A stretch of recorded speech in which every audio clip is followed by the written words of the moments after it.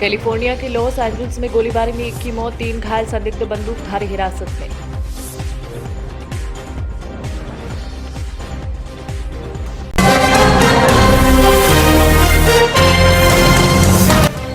Iran में हिजाब न पहनने पर 2 महिलाओं पर फेंका दही, राष्ट्रपति बोले हिजाब कानून है, इसका पालन करना जरूरी।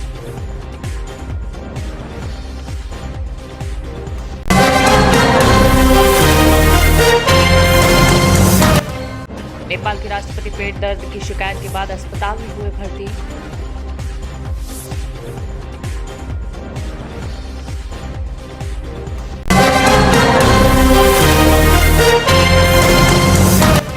अमेरिका के अलग अलग इलाकों में विनाशकारी तूफान से 21 लोगों की मौत।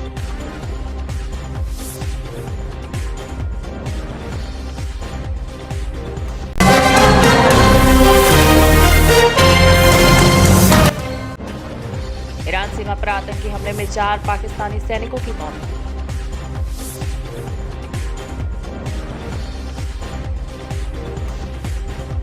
शादियों के दौरान आपने कई तस्वीरें देखी होंगी जिसमें हेलीकॉप्टर द्वारा दुल्हा दुल्हन को लेने जाते हुए दिखाई देता है। वहीं लग्जरी गाड़ी में दुल्हन को लेने और बारात लेकर जाते हुए भी देखा होगा।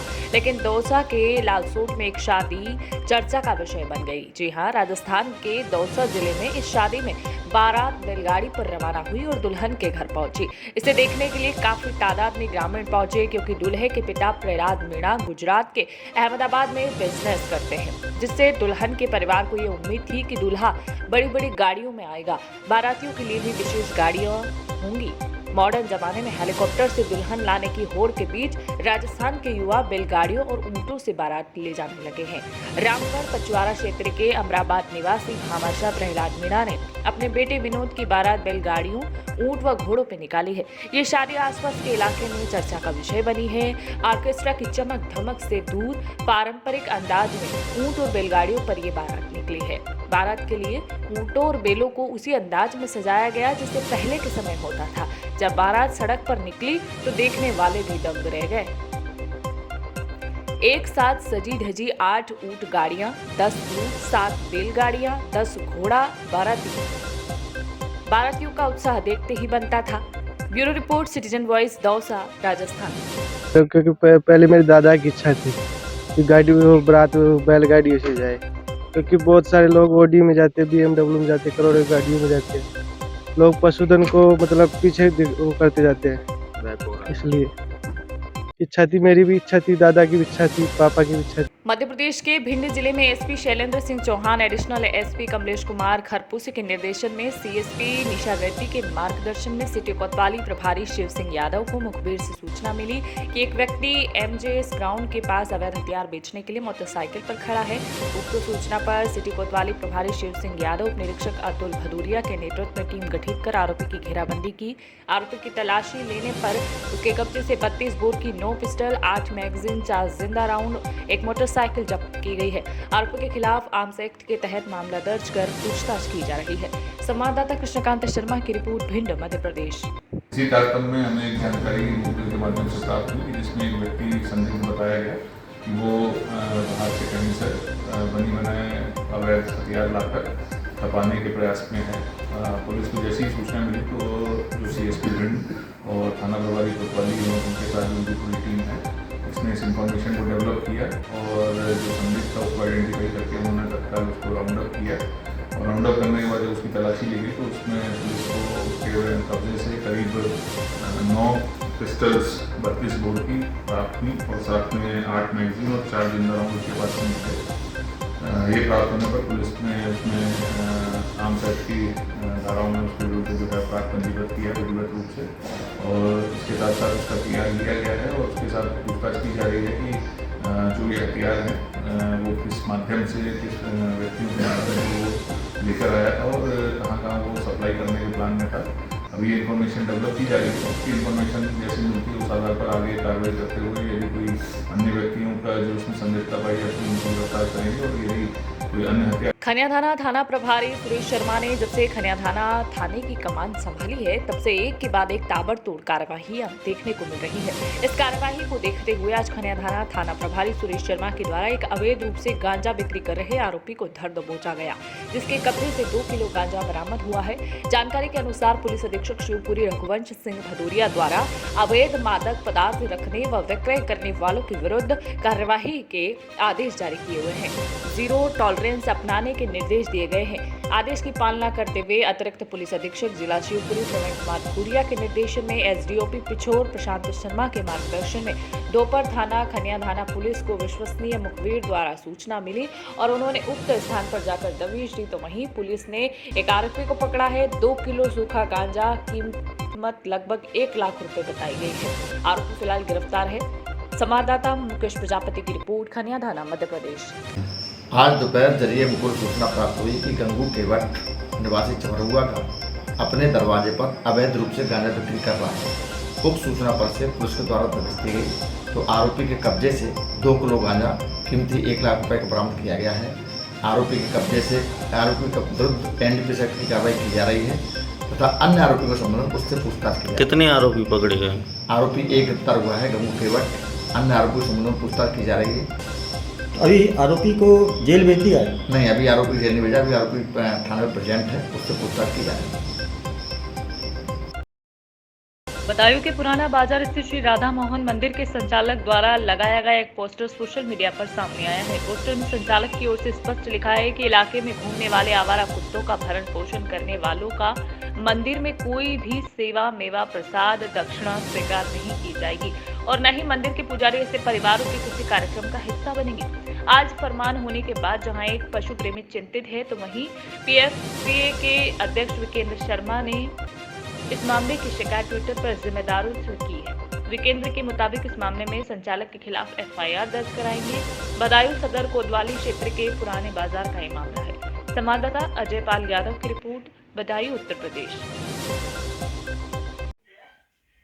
आज शाम को मालवीगंज चौकी के पीछे वाले रास्ते से गुजरते हुए वहां बने मंदिर पर एक नोटिस लगा देखा, जिसमें लिखा था कि यहाँ जितने भी लोग आवारा कुत्तों को खाना खिलाते हैं उनके द्वारा कोई भी भोग इस मंदिर प्रांगण में नहीं लिया जाएगा और ना ही मंदिर के पुजारी द्वारा उन लोगों के घर पे कोई कार्यक्रम किया जाएगा। ऐसा अमानवीय मैसेज देखकर बड़ा अजीब लगा। बेजुबानों के प्रति इतनी क्रूरता एक मंदिर के संचालक के अंदर, जो कि बिल्कुल असहनीय है और अमानवीय है। मैं पुलिस प्रशासन, माननीय मुख्यमंत्री और जिलाधिकारी महोदय से ये मांग करता हूं कि ऐसे मंदिर के संचालकों के प्रति एक कठोर कार्रवाई की जानी चाहिए और धर्म को गलत ढंग से रिप्रेजेंट करने के लिए उनके खिलाफ मुकदमा पंजीकृत किया जाना चाहिए। अलीगढ़ के छर्रा विधानसभा क्षेत्र के विकासखंड कार्यालय पर कांग्रेस पार्टी के पदाधिकारियों ने प्रधानमंत्री मोदी से 5 सवालों के जवाब मांगने के लिए राष्ट्रपति के नाम एक ज्ञापन सौंपा है। जहां कांग्रेस पार्टी से राजस्थान प्रभारी छर्रा विधानसभा प्रत्याशी अखिलेश शर्मा ने कहा है कि राहुल गांधी से देशभक्ति का प्रमाण पत्र मांगा जा रहा है। राहुल गांधी के पूर्वजों ने देश के लिए अपना जीवन कुर्बान कर दिया, इससे ज्यादा और क्या प्रमाण दे। कांग्रेस पार्टी के साथ अन्य दलों के चोर बताने वाले लोग, जनता उन्हें स्वयं जवाब देगी। संवाददाता सद्दाम हुसैन की रिपोर्ट, अलीगढ़, उत्तर प्रदेश। साहब, ये जो कांग्रेस ने ज्ञापन दिया है, क्या ज्ञापन है और क्या मांग रही है, किसके नाम ज्ञापन? यहाँ उत्तर प्रदेश कांग्रेस कमेटी ने महामहिम राष्ट्रपति महोदय को संबोधित एक ज्ञापन दिया है, जिसमें इनकी 5 सूत्रीय मांगे हैं। उस संबंध में इन लोगों ने यहाँ ज्ञापन दिया है। आज किस चीज़ का ज्ञापन दिया गया आपके द्वारा और क्यों दिया गया? देखिए, अखिल भारतीय कांग्रेस कमेटी आदरणीय राष्ट्रीय अध्यक्ष हमारे मल्लिकार्जुन खड़गे जी के निर्देश पर पूरे देश भर में आज हर ब्लॉक पे हमारी पार्टी ने ज्ञापन दिया है।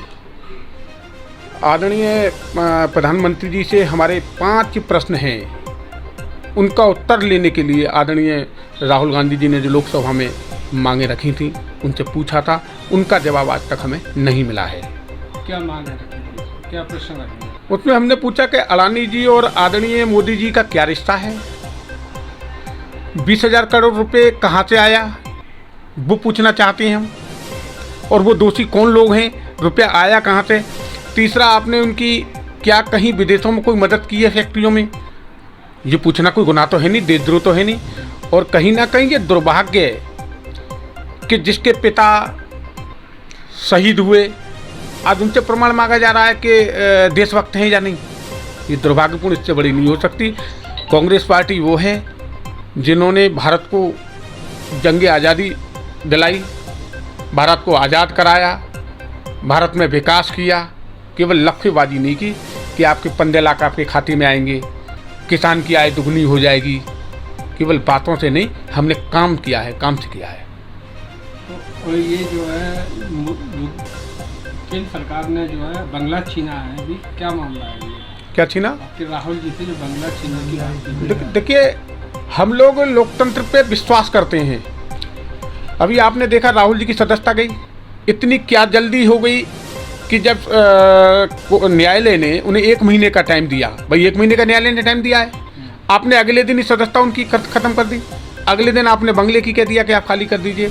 आदरणीय राहुल गांधी जी ने कहा, धन्यवाद दिया लोकसभा को, और उन्होंने कहा कि मैं बंगला खाली कर दूंगा। नहीं, मानहानि का जो मामला था, जो आरोप लगा था मानहानि का, वो पिछले 2 साल से चल रहा था। जब तक कहाँ थे राहुल जी? जिन्होंने मानहानि का मुकदमा राहुल जी पे लगाया, उन्होंने वो बंद कर दिया था। राहुल जी तो हिंदुस्तान में ही थे, राहुल जी कहाँ थे? अब ये जो है मोदी संघ जो कह रही है तमाम पार्टियां चोर हैं, इसके बारे में क्या कहेंगे? देखिए, ये तो जनता जवाब देगी चोर कौन है, ये तो जनता जवाब देगी। और अडानी जी के बारे में जो हमारी कांग्रेस पार्टी, पूरा विपक्ष एकजुट होकर ये बात कर रहा है कि एक जेपीसी की कमेटी बन जाए। बोफोर्स को टोप में भी हुई थी, हर में हुई थी, तो जांच कराने में तो कोई दिक्कत है नहीं। भाई जांच होनी चाहिए ना, दूध का दूध, पानी का पानी। आप जनता की बात कर रहे हैं, इस बार निकाय चुनाव चल रहे हैं, तो कांग्रेस कहाँ निकाय चुनाव लड़ेगी? और तेज हवाओं के साथ हुई बेमौसम बरसात ने ओलावृष्टि से किसानों की खेती में खड़ी फसल गिरा दी है, तो वहीं खेतों में कटी हुई फसल जलमग्न होने से किसानों को काफी नुकसान हुआ है। इसी को लेकर किसानों की चिंता बढ़ गई है।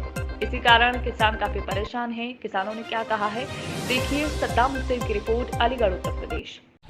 रात को जो ओलावृष्टि हुई है, इसको लेकर क्या कहेंगे? सर, इसमें बहुत नुकसान है। गेहूँ, लाहा और ये कटे हुए पड़े हैं, इनमें पानी भी भरा है और बहुत काफ़ी नुकसान है इनमें। खेतों में पानी? खेतों में, हाँ जी। तो ये गेहूँ जो कटा हुआ पड़ा है, उसमें लगभग कितना नुकसान हुआ, कितना परसेंट नुकसान हुआ? कम से कम 60% नुकसान है इसमें। 60%? जी सर। इस संबंध में जो योगी सरकार बोल रही है कि हम किसानों के नुकसान की भरपाई करेंगे, तो क्या लग रहा है आपको, नुकसान की भरपाई होगी? कोई उम्मीद नहीं है सर। जो पहले भी एक बार बोला था, पहले भी गर गए थे, डूबे थे गेहूँ, धान, उसमें भी कुछ नहीं मिला है, और इसमें भी कोई उम्मीद नहीं है कि कुछ मिलेगा। आपको कोई उम्मीद नहीं है? नहीं जैसे है। सरकार जो किसानों के हित की बात कर रही है, उसको लेकर आपको क्या लगता है? नहीं, कोई उम्मीद नहीं है सर का कुछ मिल पाएगा। जो रात को ओलावृष्टि और तेज हवाओं के साथ बरसात हुई है, उसको लेकर क्या कहेंगे? आपकी फसलों को कितना नुकसान है और क्या उम्मीद थी आपको फसल को लेकर?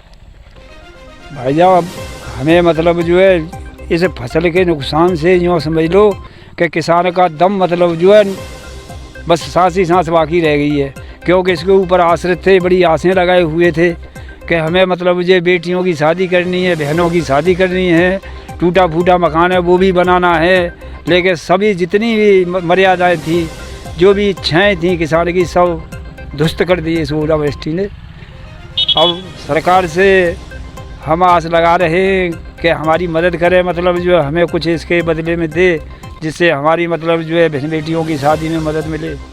अच्छा, यूपी सरकार ने जो है जिला अधिकारियों को एक पत्र लिखा था जिसमें किसानों को मुआवजे की बात कही थी, उसको लेकर मुआवजे के लिए अभी तक कोई अधिकारी आया है आपके पास? अभी तक कोई नहीं आया सा, हमारे पास कोई नहीं आया यहाँ पर। तो लगभग कितना नुकसान हो गया होगा, कितना परसेंट नुकसान हुआ होगा जो फसलों को लेकर? पूरी फसलों को लगा के मतलब 40% से ऊपर ही मान लो, आधा 50% में नुकसान तो हुआ है।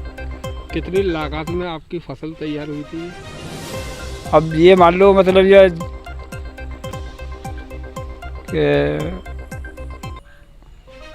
हाँ 2000-2500 रुपये तो खर्चा में आई जाते हैं, मतलब ये प्रति बीघा के हिसाब से।